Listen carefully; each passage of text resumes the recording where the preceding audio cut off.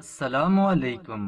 ایک دفعہ سلطان صلاح الدین ایوبی رحمۃ اللہ علیہ نے ایک کمرے میں بیٹھ کر ایک خط پر کچھ تحریر لکھی، اور تحریر لکھنے کے بعد سلطان صلاح الدین ایوبی رحمۃ اللہ علیہ نے اس خط کو اپنی جیب میں ڈال دیا، اور جیب میں ڈالنے کے بعد اپنی تلوار نیام میں رکھنے اور خنجر رکھنے کے بعد سلطان نے اپنا شاہی لباس بدلا اور ایک عام لباس پہن کر اپنے گھوڑے پر سوار ہو کر روانہ ہو گئے۔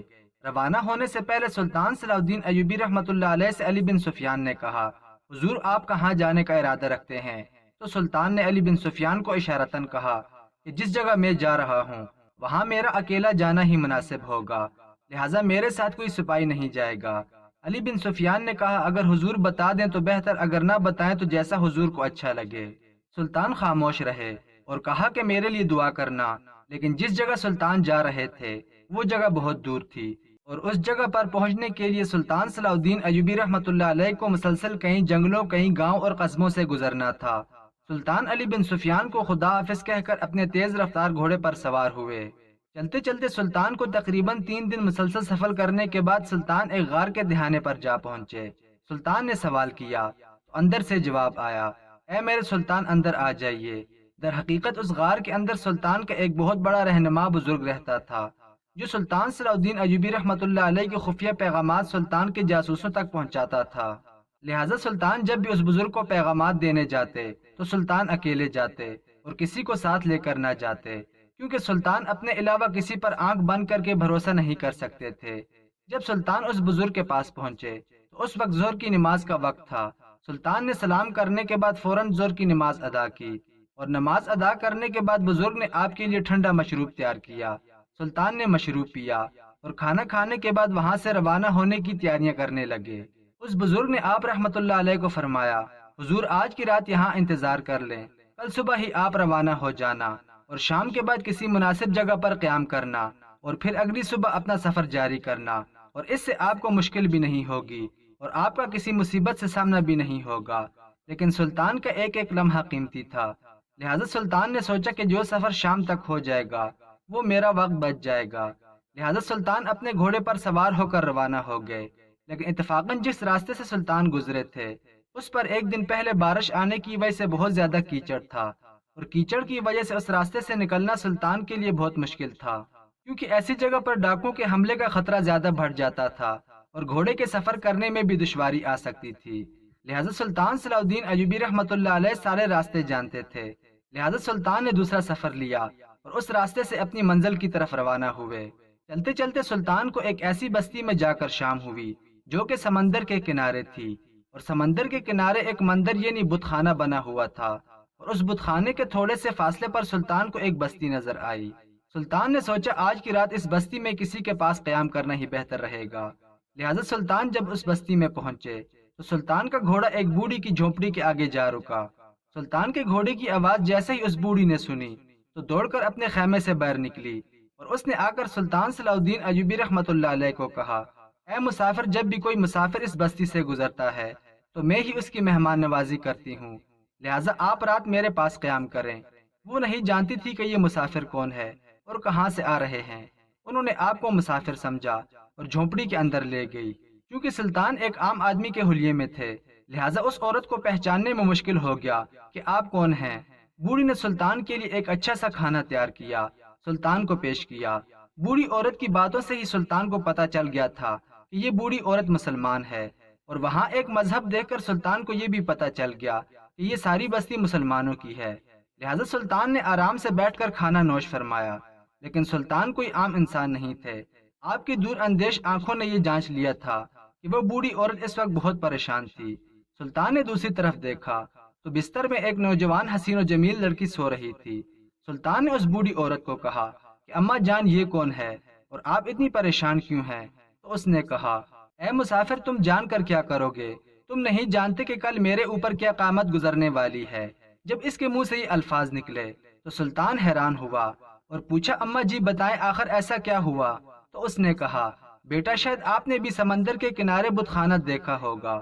ہماری بستی کے لوگوں کا ایمان ہے اس بت خانے میں ہر سال ایک شیطان آتا ہے، اور وہ شیطان ایک نوجوان اور کنواری لڑکی کی بلی لیتا ہے، اور ہر سال ہماری بستی میں چٹھی ڈال کر جس نوجوان لڑکی کا نام آ جائے اس لڑکی کو اس بت خانے کے اندر دلہن بنا کر بٹھا دیا جاتا ہے، اور رات کو جب وہ شیطان آتا ہے تو اس لڑکی کو مار دیتا ہے اور اس کا خون پینے کے بعد وہاں سے چلا جاتا ہے، اور سال میں ایک بار وہ شیطان آتا ہے، اور ہماری بستی والوں کا کہنا ہے کہ اگر اس شیطان کو بلی نہ دی گئی تو وہ ساری بستی کو مار دے گا۔ یہ سن کر سلطان صلاح الدین ایوبی رحمۃ اللہ علیہ بڑے پریشان ہوئے اور کہا، اماں جی، مسلمان ہو کر بستی والوں کا اتنا کمزور ایمان، یہ بہت شرم کی بات ہے کہ کبھی شیطان بھی مندروں میں آئے اور نوجوان کنواری لڑکی کی بلی لے۔ شیطان انسان کا کبھی خون نہیں پیتا۔ تو اس بوڑھی عورت نے کہا، بیٹا یہ جھوٹ نہیں، یہ سچ ہے، کیونکہ ہر سال ہم اس مندر کے اندر ایک کنواری لڑکی کو بٹھاتے ہیں، اور جب صبح اس مندر میں جاتے ہیں تو اس لڑکی کی جان نکل چکی ہوتی ہے اور وہ مردہ ہوتی ہے۔ سلطان بڑا حیران ہوا اور پوچھا، اماں جی تو پھر آپ کیوں پریشان ہیں؟ تو اس نے کہا، اے مسافر، اس بار کسی اور لڑکی کی باری نہیں بلکہ میری اکلوتی بیٹی کی باری ہے، لہٰذا کل شام میری بیٹی کو اس مندر میں بٹھایا جائے گا اور میری اکلوتی بیٹی کل شیطان کے ہاتھوں ماری جائے گی۔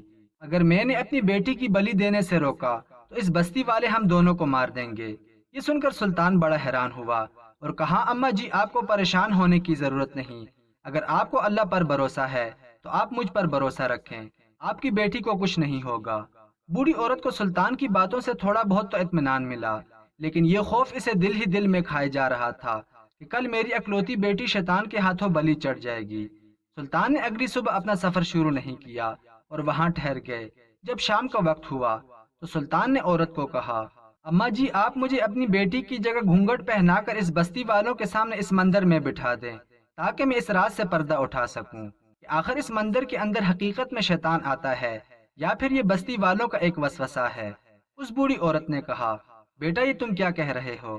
اگر شیطان کو پتہ چل گیا کہ اس کے ساتھ دھوکا ہوا ہے اور ایک لڑکی کی جگہ ہم نے ایک مرد کو بٹھا دیا ہے تو وہ بستی کو مار دے گا۔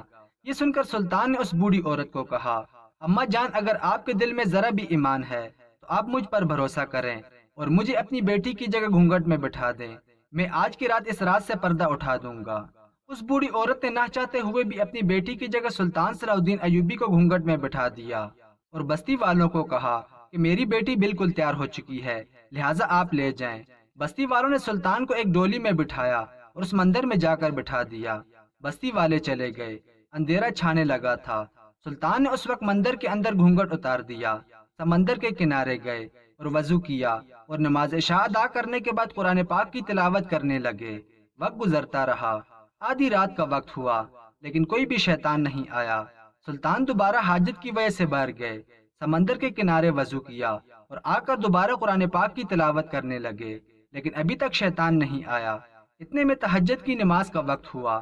سلطان نے تہجد کی نماز پڑھی اور فجر کی نماز ادا کرنے کے بعد قرآن پاک کی تلاوت میں اتنا مشغول ہو گیا کہ دوپہر کا وقت ہو گیا اور سلطان کو پتہ ہی نہ چلا۔ دوسری طرف صبح جب گاؤں والوں نے بوڑھی کی بیٹی کو دیکھا تو یہ بات پورے گاؤں میں پھیل گئی اور لوگ ایک دوسرے سے کہنے لگے کہ اگر اس بوڑھی کی بیٹی اس جگہ موجود ہے تو پھر اس مندر میں کون لڑکی رات کو شیطان کے ہاتھوں بلی چڑھ گئی۔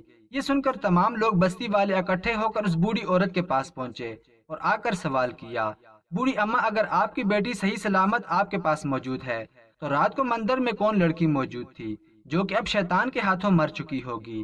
تو اس بوڑھی عورت نے بستی والوں کو شروع سے لے کر ساری کہانی سنائی اور کہا، رات کو میں نے اپنی بیٹی کی جگہ ایک مسافر کو، جس نے مجھے مجبور کر دیا تھا، اس کو میں نے بٹھا دیا تھا، اور رات کو شاید شیطان نے اس مسافر کو میری بیٹی کی جگہ مار دیا ہوگا۔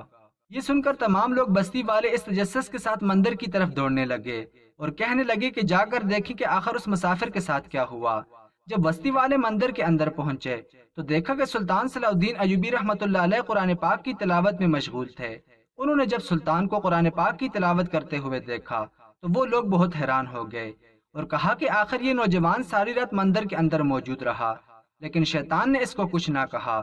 اتنے میں سلطان اپنی جگہ سے اٹھے اور ان بستی والوں کو کہا، اے بستی والو، میں ساری رات قرآن پاک کی تلاوت کرتا رہا، 3 بار سمندر کے کنارے وضو کرنے گیا لیکن مجھے تو کوئی شیطان نظر نہیں آیا۔ یہ سن کر وہ بستی والے بڑے حیران ہو گئے اور پھر اتنے میں اس بوڑھی اماں نے کہا، پھر اے مسافر ہمیں یہ بتاؤ کہ آخر شیطان مندر میں نہیں آتا تو اس لڑکی کی جان کیسے نکل جاتی ہے جس کو رات کو مندر میں بٹھایا جاتا ہے؟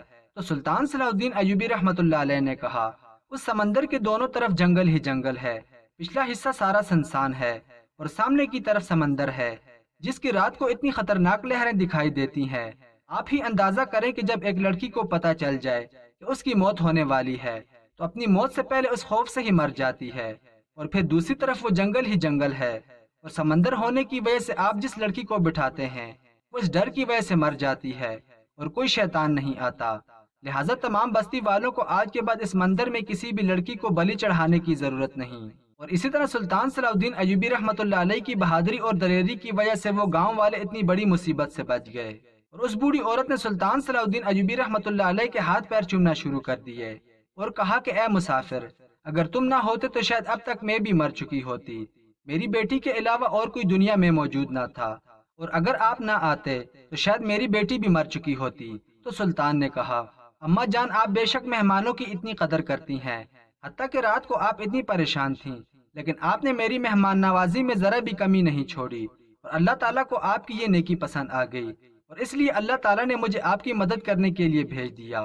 اتنے میں بستی والوں نے پوچھا، اے نوجوان، تم کون ہوتے ہو؟ اتنا بہادر اور دلیر انسان ہم نے آج تک نہیں دیکھا۔ تو سلطان صلاح الدین ایوبی رحمۃ اللہ علیہ نے فرمایا، اے بستی والو، میں اس سلطنت کا سلطان صلاح الدین ایوبی ہوں۔ جب یہ بات ان لوگوں نے سنی تو فرمایا، سلطان معظم، بے شک ہم نے آپ کی دلیری، بہادری اور عقلمندی کے قصے سنے تھے، لیکن آپ کو اتنا دلیر اپنی آنکھوں سے نہیں دیکھا تھا، اور آج آپ کی دلیری تمام بستی والوں نے اپنی زندگی میں اپنی آنکھوں کے سامنے دیکھ لی۔